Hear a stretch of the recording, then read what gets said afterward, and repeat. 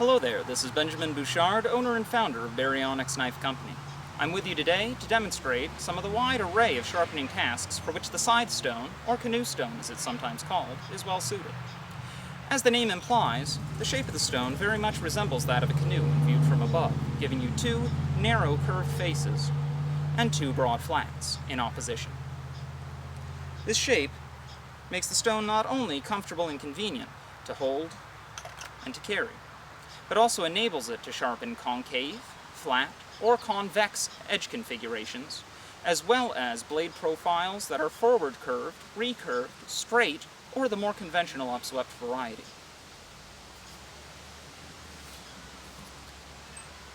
One of the most obvious applications for a scythe stone is for sharpening scythes. In this case, a Seymour Midwest modern production American pattern.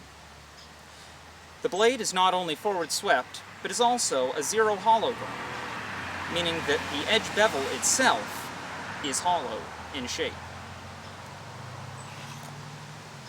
While the initial bevel is formed through grinding, we maintain that hollow grind using the curved narrow face of the stone, which greatly extends the period between which we need to regrind the blade. Using a rolling action of the wrist, we are able to mimic the action of a large diameter grinding wheel. Starting with the upward facing side of the blade, working in opposing strokes, overlapping, working from heel to tip, and using that rolling action of the wrist, we work our way down the blade. The reason for starting on the upward facing side of the blade and finishing on the side that rides the ground is that while we desire to avoid a burr, if there does happen to be one present, we want it to be curling upwards.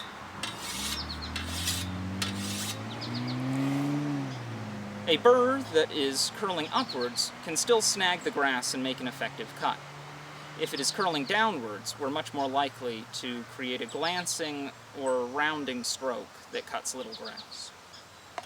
Switching now to a finer grit stone, we again repeat the process. Working from heel to toe, front then back, with a rolling stroke.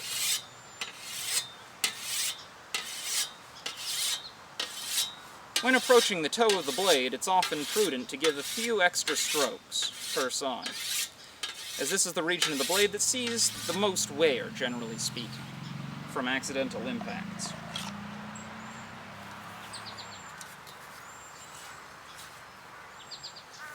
Similar in its method of sharpening are other small forward curved edge tools like this vintage True Temper grass hook. Bracing the handle against the hip, we once again start with the face side and use alternating front and back strokes with a curling action of the wrist, moving from heel to toe. We would then repeat the process using the finer stone.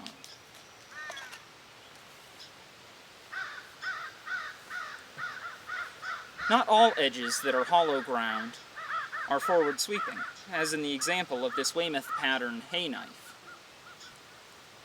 Each individual tooth features a hollow ground edge, enabling it to cut densely compacted hay with ease. To maintain these edges, we again use the narrow curved face of the stone, and a hold like so.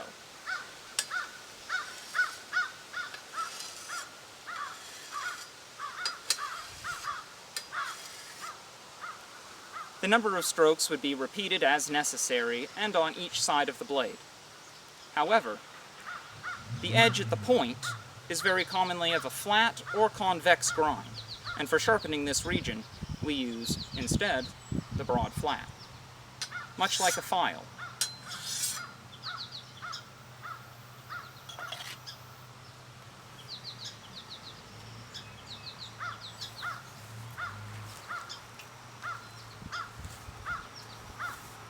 A common sharpening challenge of the modern edge tool user is found in recurved blades, thanks to the popularity of shapes like the kukri.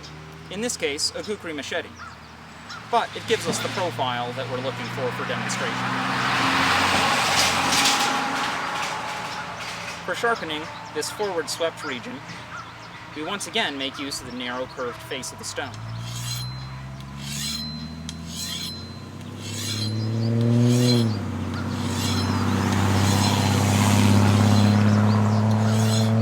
Rolling strokes are still used, but in this case not so much for the hollowing effect they provide, so much as to maintain a consistent edge angle.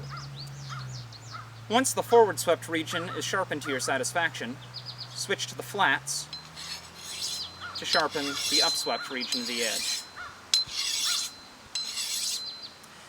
It is still possible to sharpen the edge using the narrow curved face, but on conventional upswept edge profiles, this is oftentimes a little more difficult than simply using the flat of the stone.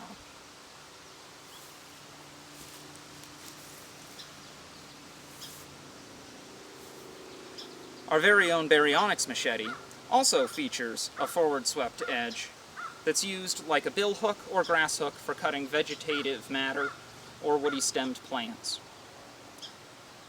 For sharpening this edge, we once again make use of the curved, narrow face and alternating strokes with a rolling action from heel to toe.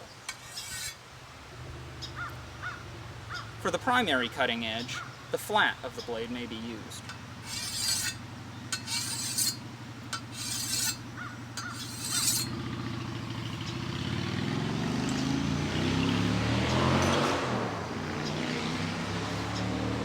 Unusual blade forms are not the sole domain of the scythe stone, and conventional pocket knives are sharpened with equal ease. The tapered form of the stone makes it easy to hold in the hand without need to sit down or to brace against the leg. The forefinger, extended on the underside of the stone, provides a fair brace, and the knife may easily be brought to the stone without any trouble whatsoever. If desired, however, the stone may just as easily be brought to the blade itself.